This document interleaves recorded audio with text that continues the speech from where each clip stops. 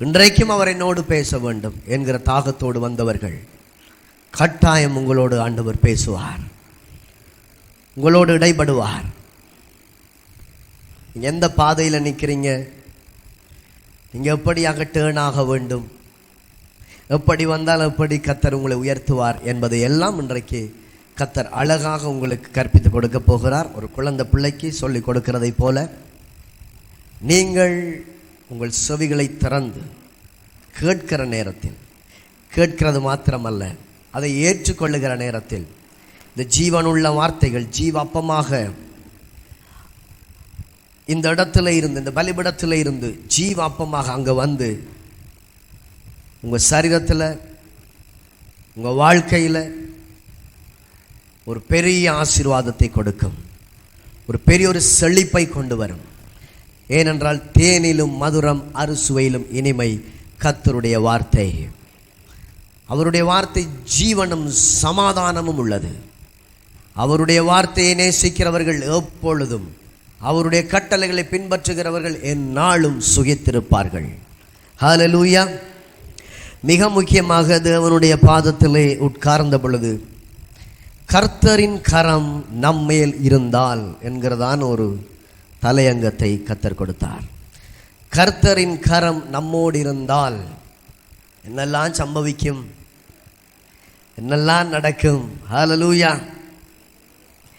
எசேக்கியலை போல கர்த்தரின் கரம் நம்மேல் இருக்க வேண்டும்.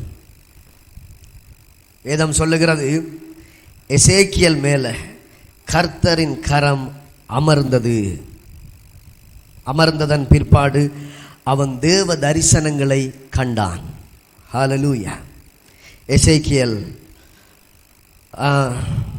1வது அதிகாரம் 3வது வசனம். எசேக்கியல் 1:3. பாருங்க, டேட் எல்லாம் வடிவம் ஆண்டவர் எழுதி வைத்திருக்கிறார் அப்படி என்று. அந்த 5ஆம் தேதியிலே கல்தேர் தேசத்திலோ உள்ள கேபார் நதியண்டையிலே பூசி என்னும் ஆசாரியனுடைய குமாரனாகிய எசேக்கியலுக்கு கர்த்தருடைய வார்த்தை உண்டாகி அங்கே கர்த்தருடைய கரம் அவன் மேல் அமர்ந்தது. என்னவாம்? கர்த்தருடைய கரம் அவன் மேல் அமர்ந்தது. ஒரு குறிப்பிட்ட நேரத்தில் இந்த சம்பவங்கள் நடக்கிறது. கேபார் நதி அண்டையில் இருக்கிறான், சிறைப்பிடிக்கப்பட்டிருக்கிறான். குறிப்பிட்ட நேரத்தில் பாருங்க, 5ஆம் தேதியில் கர்த்தருடைய கரம் எசேக்கியல் மேல் அமர்ந்தது. இந்த டேட் இன்றைக்கு நான் விசுவாசிக்கிறேன், இந்த நாள் தான் கர்த்தர் உங்கள் வாழ்க்கையை மாற்றுகிற நாள். ஹல்லேலூயா. கர்த்தர் உங்கள் வாழ்க்கையில தீபமேற்றுகிற நாள். நம்புறீங்களா? எசேக்கியல் வாழ்க்கையில் அது ஒரு டேர்னிங் பாயிண்ட். அன்றைக்கு அந்த 5ஆம் தேதி, ஹல்லேலூயா, 30ஆம் வருஷம் 4ஆம் தேதி 4ஆம் மாதம் 5ஆம் தேதி கேபார் நதி அண்டையில் சிறைப்பட்டோர் நடுவில் இருந்த போது, அங்கே இருக்கிறார், சிறைப்பட்டோர் நடுவில் இருக்கிற பொழுது கர்த்தரின் கரம் எசேக்கியல் மேல் இறங்கினது. கிட்டத்தட்ட பாருங்க, கர்த்தருடைய கரம் எசேக்கியல் மேல் இறங்கினதும் கண்டினியூவாக தொடர்ந்து 48 அதிகாரங்களை அவர் என்ன செய்கிறார்? எழுதுகிறார். தீர்க்க தரிசன வார்த்தைகள். இந்த எசேக்கியல் புத்தகங்களை எல்லாம் பார்த்தால் தீர்க்க தரிசனங்கள். இதற்கு முதல் எழுதாதவர், இதற்கு முதல் 48 வசனமா தீர்க்க தரிசனமா அதை பற்றி ஒன்றும் தெரியாமல் இருந்த எசேக்கியல், கர்த்தரின் கரம் எசேக்கியல் மேல் இறங்கினதும் 48 அதிகாரங்களை அவர் எழுதுகிறார். அடுத்ததாக ஒரு பெரிய தீர்க்கதரிசியாய் மாறினார். ஆமென்.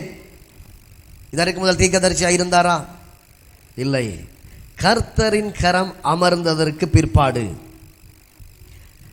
அவன் வாழ்க்கையில் முன்பு ஒரு முன்னேற்றம் இல்லை. எசேக்கியல் வாழ்க்கையில் முன்பு சமாதானம் இல்லை. அந்த கேபார் நதி அண்டையில் சிறைப்பட்டோர் நடுவில் இருக்கிறார். அங்கே இருக்கிறார் சிறைப்பட்டோர் மத்தியில் அந்த நடுவில் இருந்து கொண்டிருக்கிறார். அப்போ சிறையிருப்பில் இருக்கிறவர்கள் சமாதானமாய் வாழ்வார்களா? சொல்லுங்களேன். வாழ முடியாது, சந்தோஷமாய் வாழ முடியாது.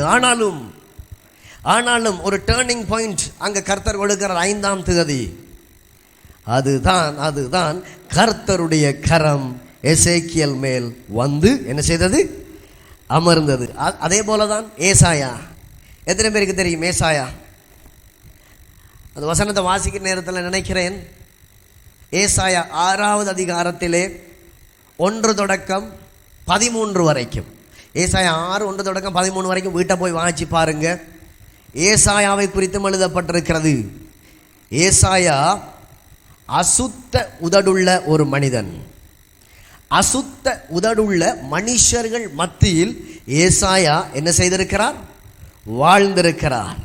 ஆனால் அக்கினி அவரை தொட்டதும், வேதம் சொல்லுகிறது, அக்கினி அவரை தொட்டதும், தேவதூதன் மூலமாக ஒரு முள்ளு துறடு அதிலே வைத்து அவன் நாவை தொடுகிற சம்பவங்கள் எல்லாம் ஏசாயா 6வது அதிகாரம் 1 தொடக்கம் 13 வரைக்கும் வீட்டுக்கு போய் வாய்ச்சி பாருங்க. அக்கினி அவன் மேல் இறங்கினதும் அசுத்த உதடுள்ள மனிதனின் வாழ்க்கை மாறினது. ஹல்லேலூயா. அசுத்த உதடுள்ள மனிதர்கள் மத்தியில் வாசம் பண்ணுங்க. 2 1 அசுத்த உதடுள்ள. ஹலோ, எத்தனை பேர் இருக்கிறீங்க? வாயை திறந்தாலே அசுத்தம். அப்படியா? உங்களை சொல்லல. அசுத்த உதடுள்ள மனிதன் 1. 2வது அசுத்த உதடுள்ள மனிதர்கள் மத்தியில் வாசம் பண்ணுகிறார். இதுதான் நான் நேற்று சொன்னதை போல யோவான் 6வது அதிகாரம் அந்த 48வது வசனத்தில், ஜீவ அப்பத்தை விட்டுட்டு உலகம் கொடுக்கிற தீ அப்பத்தை சாப்பிடுகிற நேரத்தில் எங்கள் வாழ்க்கை எப்படி மாறுகிறது? அசுத்தமாய் மாறுகிறது. ஆண்டவர் சொல்லுகிறார், நல்ல அப்பம் என்னிடத்தில் இருக்கிறது, பரிசுத்தமான அப்பம் இருக்கிறது. இயேசு ஒரு நாள் வருவார். இதை உங்கள் மனதில் எழுதுங்க, கொப்பியில் எழுதாதீங்க, இதை மனதில் எழுதி வச்சுக்கொள்ளுங்க, இருதயத்தில் எழுதுங்க. இயேசு வருவார். வந்து பணக்காரனை பார்த்து எத்தனை கோடி உன் பேங்க்ல இருக்குதுன்னு ஆண்டவர் என்ன செய்ய மாட்டார்? கேட்க மாட்டார். இடையில ப்ளீஸ்.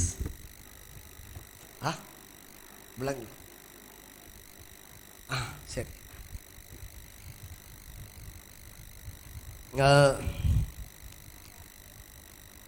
ஆண்டவர் வருகிற நேரத்தில் என்ன கேட்க மாட்டார்? எவ்வளவு லட்சம் ரூபாய் உன்னிடத்தில் இருக்கிறது, எத்தனை வீடு இருக்குது, எத்தனை வாகனம் இருக்குது, எத்தனை நண்பர்கள் இருக்கிறார்கள், அது ஒன்றும் கேட்க மாட்டார். ஒன்றை மாத்திரம் கேட்பார், எவ்வளவு பரிசுத்தம் உன் வாழ்க்கையிலே இருக்கிறது. அவ்வளவுதான் தேவனுக்கு தேவை. நான் ஆராதிக்கிற ஆண்டவருக்கு தேவையானது பொன்னோ வெள்ளியோ மண்ணோ செல்வங்களோ அல்ல.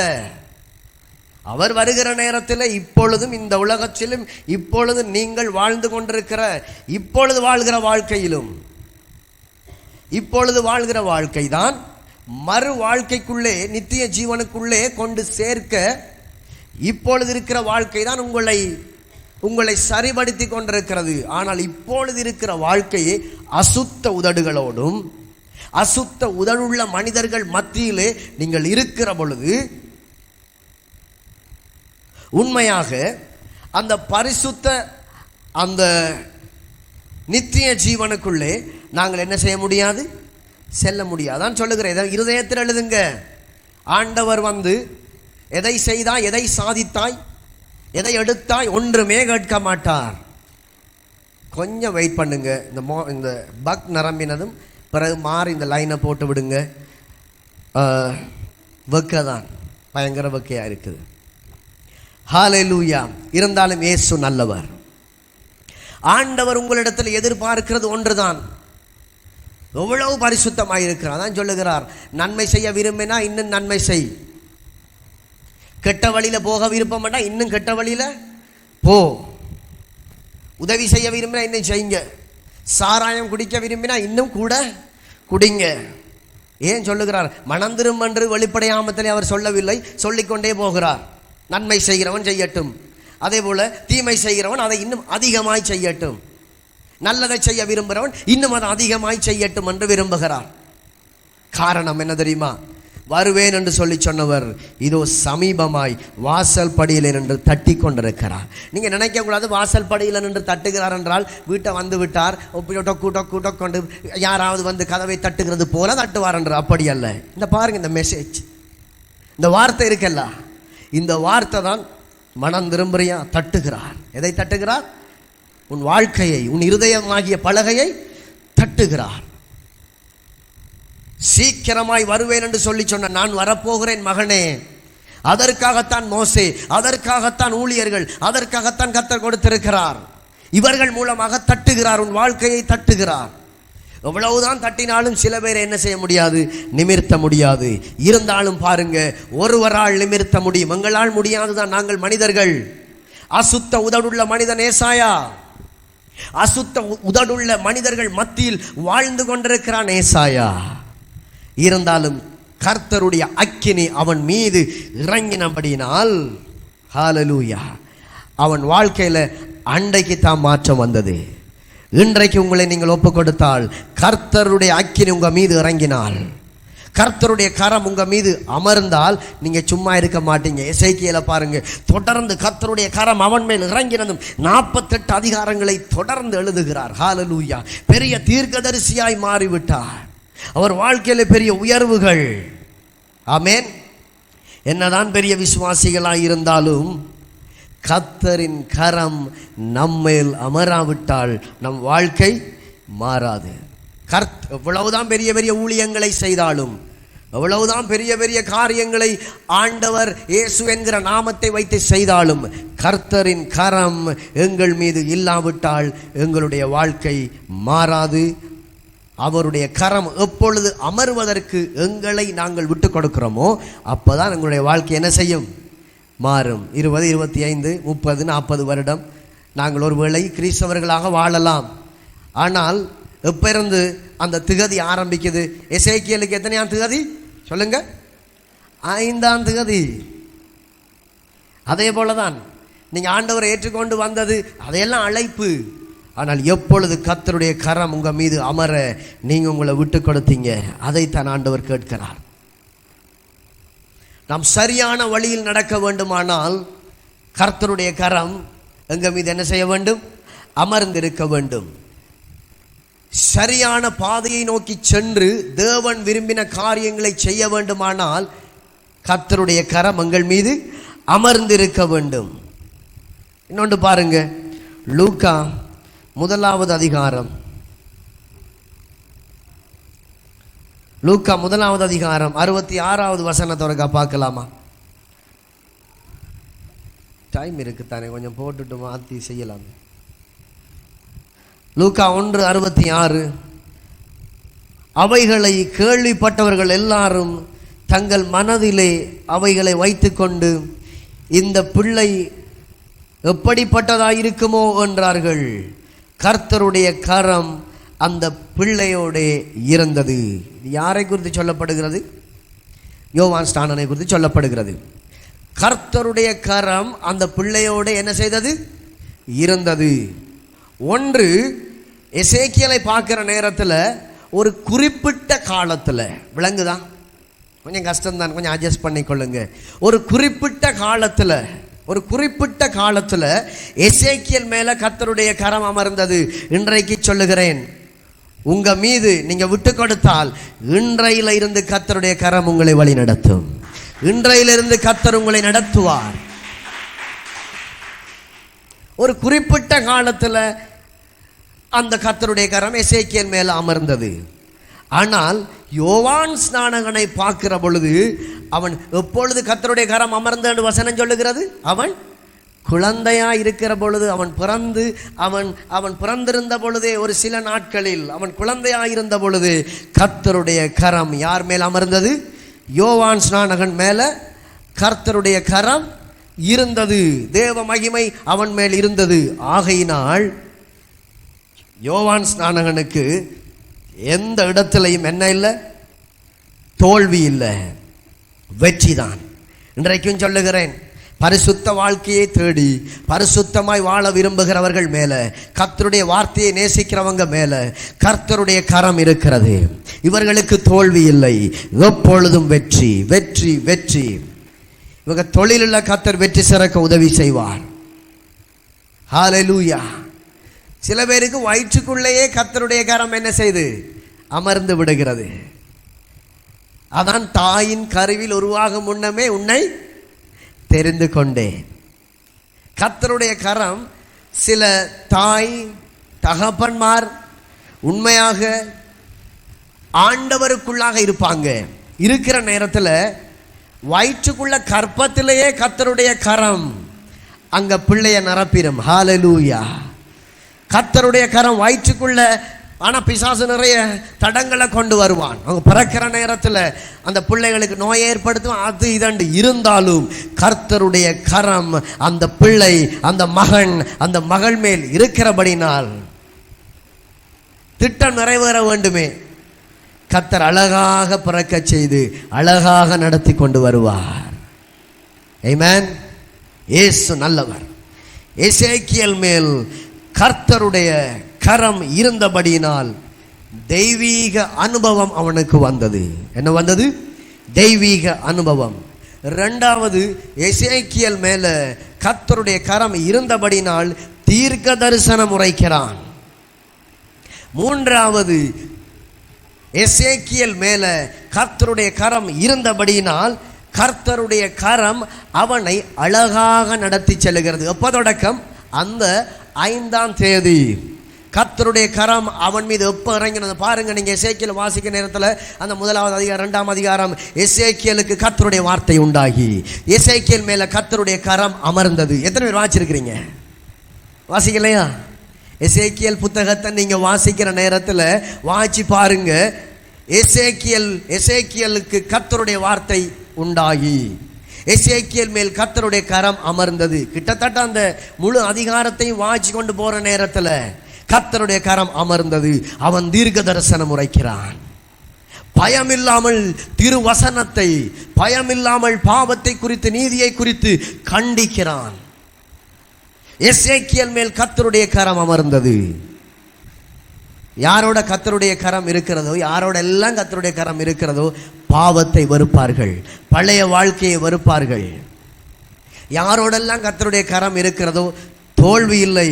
அப்படி தோல்வி போல வந்தாலும், மரணம் ஏற்படுகிறது போல வந்தாலும், ஆனால் புதிய ஜீவனை உண்டாக்குகிற கர்த்தருடைய கரம் அவர்களோடு இருப்பதனால் அவர் லேசாக அவர்களை வழுவி போக விட மாட்டார். ஹல்லேலூயா, ஹல்லேலூயா. மற்றது, கர்த்தருடைய கரம் எங்களோடு இருந்தால் எங்களை போதித்து நடத்தும். என்ன செய்யும்? போதித்து நடத்தும். போதித்து நடத்துறது ஒன்று.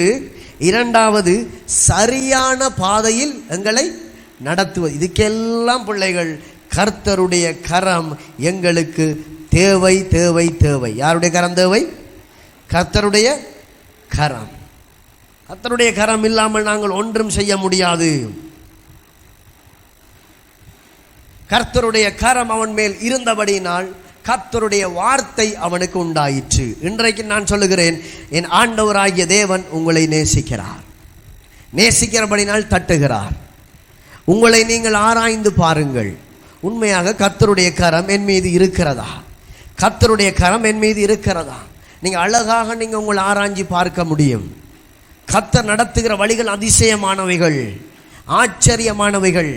நாங்களும் கூட ஆரம்பத்தில் துவங்குறதே இப்படித்தான். நிற்கிறது, நிர்மூலம் ஆகாமல் இருக்கிறது கர்த்தருடைய. எத்தனை தரம் பைக்கால விழுந்திருப்போம், எத்தனை தரம் ஆக்சிடென்ட் ஏற்படுத்துறது போல வாகனங்கள் வந்து முட்டி இருக்கும். எத்தனை தரம் ஐயோ நான் தப்பிட்டனா என்று நினைச்சிருப்போம். குழந்தையில் போட்டு தள்ள பார்த்துச்சு பிசாசு. எங்க? குழந்தையில். எத்தனையோ இயற்கை அனர்த்தங்கள், கடலின் சீற்றம், பெரும் கடும் புயல்கள், பெரும் மழைகள், எத்தனையோ விபத்துக்கள், எத்தனையோ விபத்துக்கள், கொள்ளை நோய்கள். என்ன அமெரிக்கா, சைனா எல்லாம் சும்மா கொரோனாவில் அப்படி ஜனங்கள் மரித்தார்கள். கர்த்தருடைய கரம் எங்கள் மீது இருந்தபடியினால். ஹல்லேலூயா. சத்துரு திட்டம் பண்ணி போட்டு தள்ளலாம் என்று எத்தனையோ சதித்திட்டங்களை ராவா பகலாக இரவும் பகலும் அவன் பண்ணினான். பயங்கர திட்டங்களை. உங்களை போட்டு தள்ள முடிந்ததா? கர்த்தர் விட்டாரா? சொல்லுங்களேன். நாங்க தான் அவரை விட்டு ஒருவேளை தூரம் ஓடி போனாலும் இதுவரைக்கும் என் ஆண்டவராய் இயேசு எங்களை கைவிட்டதே கிடையாது, விட்டதே கிடையாது. ஹல்லேலூயா. அதான் ஆண்டவருக்கு பிடிச்சமான 3 பேர், யோவான், யாக்கோப்பு, பேதுரு. எங்கே போனாலும் இழுத்து கொண்டு செல்லுவார். ஒரு தடவை அவர் காட்டி கொடுக்கப்படுற அந்த சில நாட்கள் அவர் மன சஞ்சலம், சில மன அழுத்தத்துக்குள்ளே தள்ளப்படுகிறார். கெத்செமனே அந்த தோட்டத்துக்குள்ளே போய் அவர் தங்கி ஜெபிப்பதற்காக போகிறார். இவர்களையும் அடிக்கடி கூட்டி போவது வழக்கம். அவர் சொல்லுகிறார், கொஞ்சம் விழித்திருந்து என்ன செய்யுங்கள், ஜெபம் பண்ணுங்கள். பிதாவின் கரம் இயேசுவோடு இருந்தது. ஆகையினால் அவர் விழித்திருந்து ஜெபிக்கிறார். ஆனால் இந்த பேதுரு எனப்பட்டவரால் என்ன செய்ய முடியவில்லை? விழித்திருந்து சீஷர்களால் முடியவில்லை. ஆகையினால் ஒரு சம்பவம் நடக்குது பாருங்க. இயேசுவை பிடிக்க வராங்க. கடைசி நேரத்தில் பிடிக்க வருகிற பொழுது பேதுரு எதை உருவினார்? எதை? பட்டயத்தை. ஜெபிக்காதவர்கள் பட்டயத்தை தான் என்ன செய்வார்கள்? நம்பி வாழ்வார்கள். நான் விளக்கம். ஆனால் நான் கர்த்தருடைய கரம் இன்னது என்பதை என் சிறு வயது தொடக்கம் கண்டுகொண்டே வருகிறேன், கண்டுகொண்டே வாழ்கிறேன். இதான் உண்மை. என் 14 வயதிலே ஆண்டவருக்காக ஒப்பு கொடுத்து அன்றைக்கு தொடக்கம் நன்மையிலும் தீமையிலும் கஷ்டத்திலும் நஷ்டத்திலும் கர்த்தர் எப்படியாக அழகாக நடத்துகிறார். கர்த்தரின் கரம் என் மீது இருந்தபடியினால் இந்நாள் வரைக்கும் நடந்து செல்ல அவர் பலன் தந்திருக்கிறார்.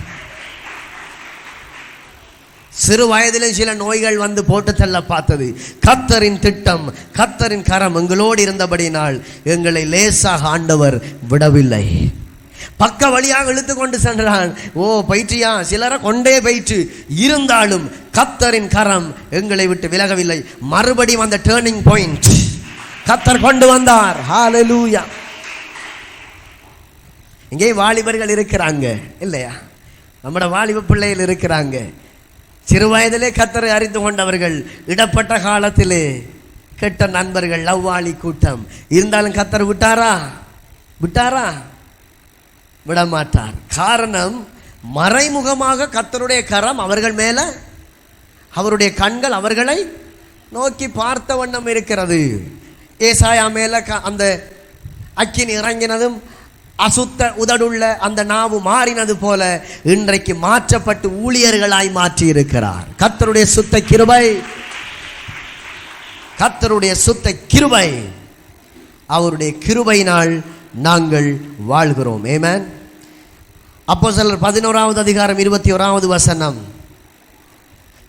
கர்த்தருடைய கரம் அவர்களோடு இருந்தது, அநேக ஜனங்கள் விசுவாசிகளாகி கர்த்தரிடத்தில் திரும்பினார்கள். பார்த்தீங்களா? கர்த்தரின் கரம் நம்மோடு இருந்தால் அநேக ஜனங்களும் என்ன செய்கிறாங்களாம்? இந்த வசனம் என்ன சொல்லுது? சரியா தானே வாசிச்சேன் நான்? கர்த்தரின் கரம் அவர்களோடு இருந்தது, அநேக ஜனங்கள் கர்த்தரிடத்திற்கு திரும்பினார்கள். ஹல்லேலூயா. நமக்கு முன்னேற்றம் வந்தால் பக்கத்தில் இருக்கிறவங்களுக்கு மங்களுக்கூடாக முன்னேற்றம் வரும். நமக்கு நம் வாழ்க்கையில சமாதானமாய் இருந்தால் பக்கத்தில் இருக்கிறவங்களும் சமாதானமாய் இருப்பார்கள். ஏனென்றால் கர்த்தருடைய கரம் அவர்களோடு இருந்தது. ஜனங்கள் ரட்சிப்படைகிறாங்க, அனுதினமும் சபைக்குள்ளே சேர்த்து கொள்ளப்படுகிறார்கள். வாசிப்போம் இன்னும் முறக்கா. கர்த்தருடைய கரம் அவர்களோடு இருந்தது, அநேக ஜனங்கள் என்னவானார்கள்? விசுவாசிகளானார்கள். ஆனால் கர்த்தருடைய கரம் இல்லாவிட்டால் என்ன நடக்கும் தெரியுமா? என்ன நடக்கும்? அவனா ஞாயிற்றுக்கிழமை சேர்ச்சாண்டு ஓடுவாள். ஞாயிற்றுக்கிழமை வந்தாலே பைபிளும் கையுமாக அண்ணனட போடுவாள்.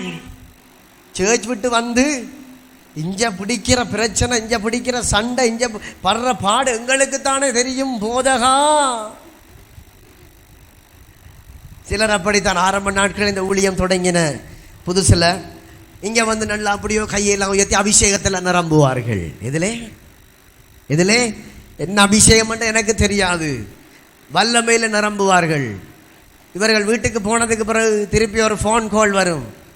இப்போதானே சேர்ச்சி விட்டு வந்து படுற பாட்டை பாருங்களேன்.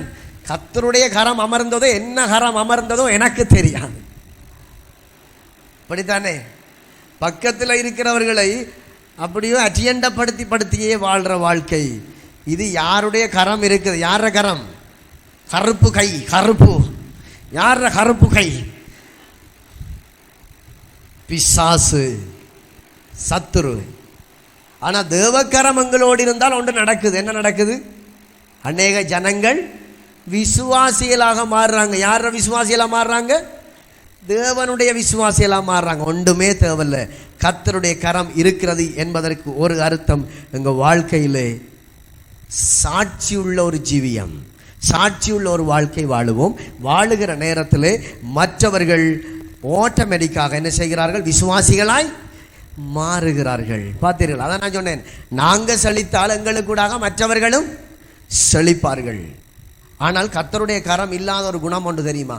என் வீடு மட்டும்தான் கட்டப்படணும், என் கடன் பிரச்சனை மட்டும்தான் மாறணும், நான் மட்டும்தான் பெரிய பெரிய பென்ஸ் கார்கள் எடுத்து ஓடி திரியணும், நான் மட்டும்தான் பெரிய படித்து பெரிய பெரிய இடங்களுக்கு போகணும், மற்றவனெல்லாம் என்னுடைய கால் தூசு தட்டுகிற சாக்கா இருக்க வேண்டும். எப்படி நினைக்கிறார்கள்? என் கால் தூசா இருக்க வேண்டும், அல்லது அவர்கள் என் கண் முன்னாடி ஏதோ பைத்தியாரர்கள் போல தெரிய வேண்டும். இதுதான் சுயநலம். இது கர்த்தருடைய கரமா? சொல்லுங்களேன். இப்படிப்பட்டவர்கள் மேலே கர்த்தருடைய கரம் இருக்குதா?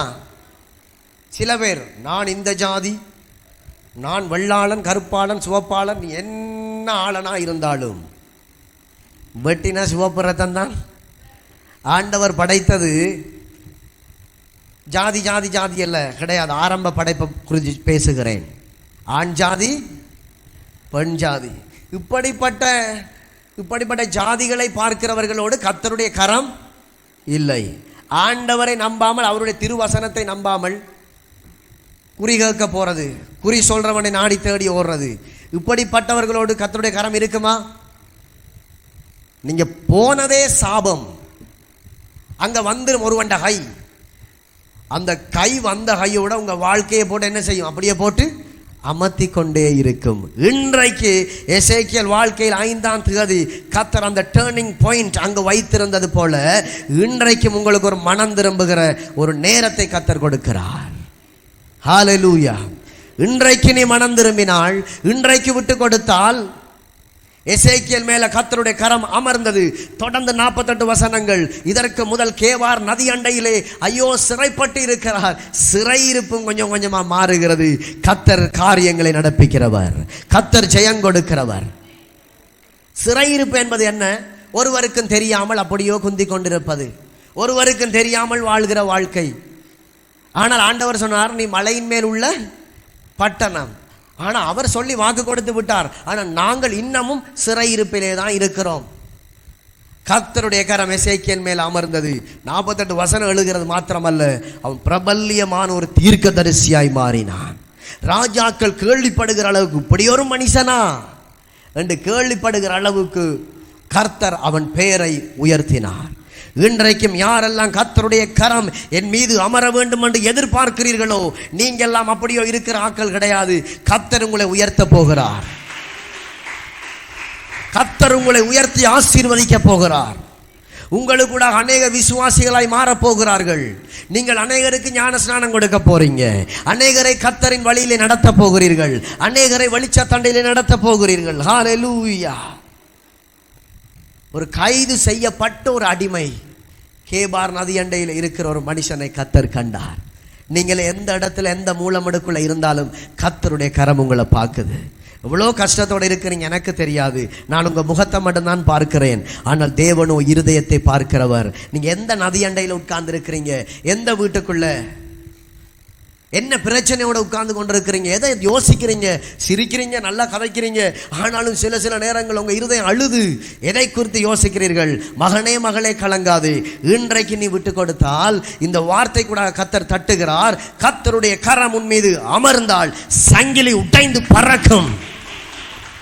அடிமைத்தன சங்கிலிகள் உடையும் இயேசுவின் நாமத்தில். நம்புறீங்களா? அடிமை வாழ்வு மாறும். எத்தனையோ அடிமைத்தனங்கள் உண்டு. தோல்வி என்னும் அடிமை, அது ஒரு அடிமைத்தனம். விசுவாசிகளுக்கு நிறைய கிடக்குது. கடன் என்னும் அடிமைத்தனம், கஷ்டம் என்னும் அடிமைத்தனம், வியாதி என்னும் அடிமைத்தனம், புத்தியினம் அது ஒரு அடிமைத்தனம். எங்களை கொண்டு எங்கிட்டாலும் தள்ளி விட்டுரும். புத்தியினம், அக்கிரமம் அது ஒரு அடிமைத்தனம். அதிலிருந்து வெளியில வருவோம் என்றாலும் முடியாது. போராட்டங்கள், மன சஞ்சலம் அது ஒரு அடிமைத்தனம். மனசாட்சியில் போராட்டம், எப்பவோ செய்த பாவம், எப்பவோ செய்த காரியம் அப்ப மனதை வந்து தாக்குது. போராட்டம் இதெல்லாம் ஒரு அடிமைத்தனம். கேபார் நதி அண்டையிலே அவன் அந்த அடிமையாக இருக்கிறான், ஒரு கைதியாக இருக்கிறான். கர்த்தருடைய கரம் இறங்கினது போல இப்பேற்பட்ட மனசாட்சி போராட்டங்கள், இப்பேற்பட்ட உங்களுடைய வாழ்க்கையில் இருக்கிற போராட்டங்கள் இருக்கிற, அது ஒரு அடிமைத்தனம் தான். கர்த்தருடைய கரம் உங்க மீது அமர்ந்தால் நீங்கள் விடுதலையாக்கப்படுவீர்கள். கர்த்தருடைய கரம் அமர்ந்தால் சமாதானமாய் வாழ்வீர்கள், சந்தோஷமாய் வாழ்வீர்கள். கொஞ்சம் நீங்கள் இடம் கொடுக்க வேண்டும், அவ்வளவுதான். என்ன செய்ய வேண்டும்? இடம் கொடுக்க வேண்டும். 2 நாளாகமம் 30:12, 2 நாளாகமம் 30:12. ஜூதாவிலும் கர்த்தருடைய வார்த்தையின்படியே ராஜாவும் பிரபுக்களும் கட்டளையிட்ட பிரகாரம் செய்கிறதற்கு தேவனுடைய கரம் அவர்களை ஒருமனப்படுத்திற்று. என்னவாம்? தேவனுடைய கரம் அவர்களை ஒருமனப்படுத்திற்று என்று அங்க சொல்லுகிறது. அப்ப கர்த்தருடைய கரம் இருந்தால் அங்க ஒரு மனம் என்ன செய்யும்? வீட்டுக்குள்ள என்ன செய்யும்? இருக்கும். நீங்க நம்புறீங்களா? எத்தனை பேர் சொல்ல முடியும் உங்களால்? முழு நிச்சயமாய் சொல்ல முடியும். என் வீட்டின் தலைவர் இயேசு, என் குடும்பத்தின் தலைவர் இயேசு. இயேசு கிறிஸ்து பிதா, இயேசு கிறிஸ்து கணவன் மனைவி பிள்ளைகள் என்கிற ஒழுங்கிலே தான் நாங்கள் வாழ்ந்து கொண்டிருக்கிறோம் என்று எத்தனை பேருக்கு அடித்து சொல்ல முடியும்? பிதா, கணவன், மனைவி, பிள்ளைகள், இப்படி வாழ்கிறவர் உண்மையாக சொல்லுகிறேன், கர்த்தருடைய கரம் உங்க மீது இருக்கிறது. ஒரு மனம் உங்க வீட்டுக்குள்ள வரும். இதுக்கு முதல் இல்லாமல் இருக்கலாம், ஆனால் இன்றைக்கு தொடக்கம் கர்த்தர் பெரிய ஒரு மாற்றத்தை உன் வாழ்க்கையிலே ஹல்லேலூயா கொடுக்கவே போகிறார். அப்ப பாத்தீங்களா, கர்த்தருடைய அந்த கையில புயம் கை எவ்வளவு விஷயம் இருக்குது. அப்ப சில நேரத்தில் பெரிய பெரிய போராட்டங்கள் வந்து போன நினைச்சுக்கொள்ளணும். ஆனா சில நேரத்தில் அந்த போராட்டத்தையும் தாண்டிடுவோம். ரைட், அப்போ வரும் கை. கர்த்தருடைய கரம் இருக்குதோ இல்லையோ பிசாசு திருப்பி விட வருவான் அங்களை. இருந்தாலும் கொஞ்சம் அந்த போராட்டத்தோடு நின்று காற்றையும் கடலையும் கொஞ்சம் சமாளிங்க. என் தேவன் படகுக்குள்ளே இருந்து எழுந்து காற்றையும் கடலையும் அதட்டியே தீர்வார். அவர் வேற தூர கிடையாது, எங்கள் படகுக்குள்ளதான் இருக்கிறார், எங்களோடு தான் இருக்கிறார். இயேசு நல்லவர்.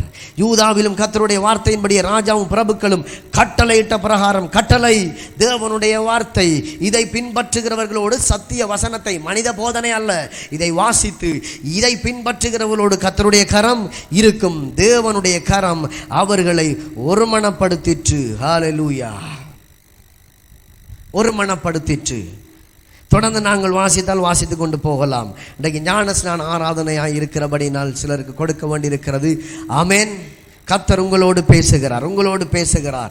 தோல்வி என்னும் அடிமைத்தனத்தை கர்த்தர் உடைத்து நிர்மூலமாக்குவார். கடன் என்னும் அடிமைத்தனத்தை கர்த்தர் உடைத்து நிர்மூலமாக்குவார்.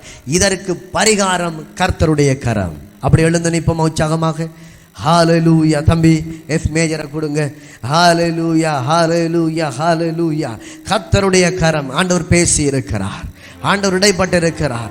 எத்தனை பேர் வாஞ்சிக்கிறீங்க கர்த்தருடைய கரத்தை? தொடர்ந்து 48 அதிகாரம் தீர்க்கதரிசி, ஆவிகளை பகுத்தறிகிற வரம், கர்த்தருடைய கரம் அதை கொடுக்கும். உங்களுக்கூடாக நீங்க இருக்கிற இடத்திலே வெளிச்சம் உண்டாகும்.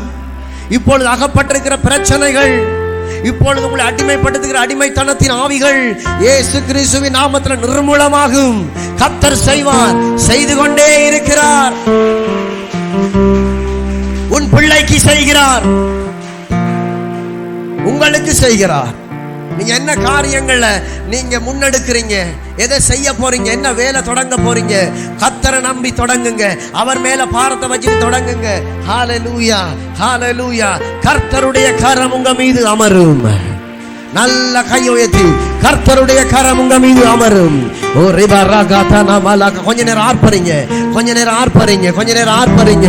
ஓ ஆண்டவரே, இப்பொழுது என் மீது எசேக்கியேல் மேல உம்முடைய கரம் அமர்ந்தது.